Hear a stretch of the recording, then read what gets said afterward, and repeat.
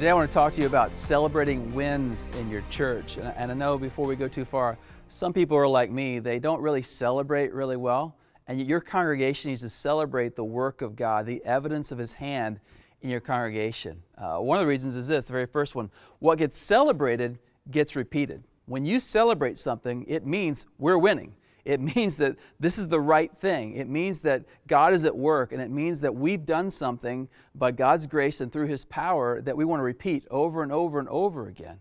So whether it's celebrating an offering or generosity, or celebrating people inviting, or celebrating an attendance at a certain event, or whatever it may be, what gets celebrated gets repeated. We got to remember, second, is that leaders like it big, but everyone else needs it small. Here's what I mean. Leaders love to celebrate the number. They love to celebrate the high attendance or the high giving or the high whatever. They like it. But ordinary people need it small. They need to understand what their role is in it. And so the third point is this: celebrate the action and not just the result. Let me give you an example of doing that.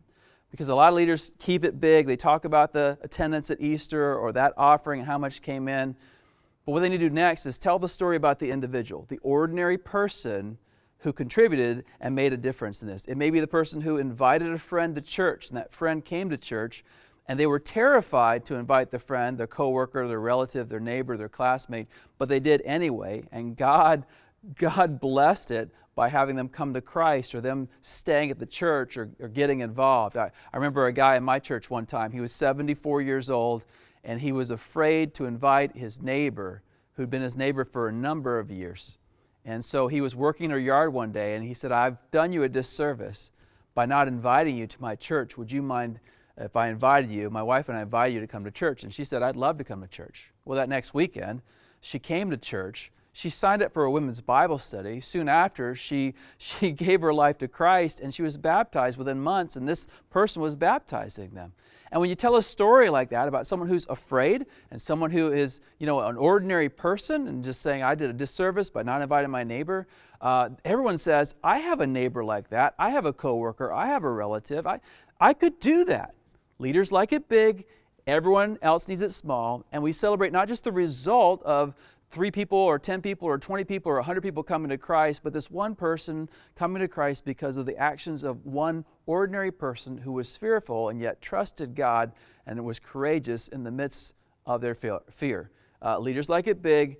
Everyone else needs it small. Celebrate the action and not just the result. For example, again, I'll give you another one. When people are baptized. I remember the story of a young woman in our church, and she used to, when we did our membership classes, she would volunteer to watch the children. And when people would come to Christ in that scenario, I would walk over to her and say, "Listen, because you watched these children, their parents were able to focus, and they gave their lives to Christ, and now they're being baptized. People are in the water because of you." And I had never had a problem getting this young lady to do the child care for me at memberships, because she wanted to be used by God. She could do this little thing, and God used it in a big way. The final is this: to link generosity to life change. I just told you a story about that. But a lot of times when we do baptisms, we'll say this at the end of a baptism: listen, everyone who gave, everyone who served, everyone who invested, everyone who invited, the baptism is what happens when you do those things. Listen, God is using you, and people are in heaven because of you. You're linking their generosity of time, talent, treasure, prayerfulness to life change. People want to know that God is using them in a big way. And when you do these things, you'll be celebrating wins that will result in more wins happening, because people want to be on board with the mission. What gets celebrated gets repeated. This has been a Converge Whiteboard Leadership Moment. To learn more about Converge or to join us, check out converge.org.